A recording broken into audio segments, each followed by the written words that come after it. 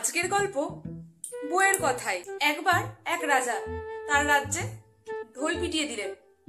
বললেন যে আমার রাজ্যে যারা বইয়ের কথা শোনে, যারা বইয়ের কথায় চলে, তারা আগামীকাল কদমতলির মাঠে বট গাছের নিচে দাঁড়াবে, আর যারা বইয়ের কথা শোনে না তারা দাঁড়াবে শিমুল গাছের নিচে।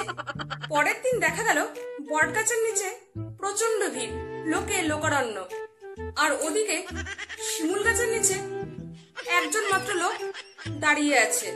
এই দেখে রাজা মন্ত্রীকে বললেন, দেখলে তো সবাই বউ ভেরুয়া না, অন্তত একজন স্বাধীনচেতা পুরুষ আছে যে বইয়ের কথা শোনে না। মন্ত্রী তখন মহারাজকে বললেন, মহারাজ, আমার দৃঢ় বিশ্বাস সবাই বইয়ের কথা শোনে। ঠিক আছে, তাহলে ওই লোকটিকে জিজ্ঞাসা করা হোক।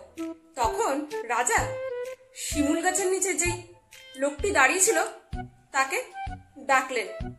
প্রশ্ন করার পর লোকটি রাজাকে জানালো যে তার বই বলেছে যেখানে বেশি ভিড় হবে সবাই সেখানে যাবে, কিন্তু সে যেন সেখানে না যায়।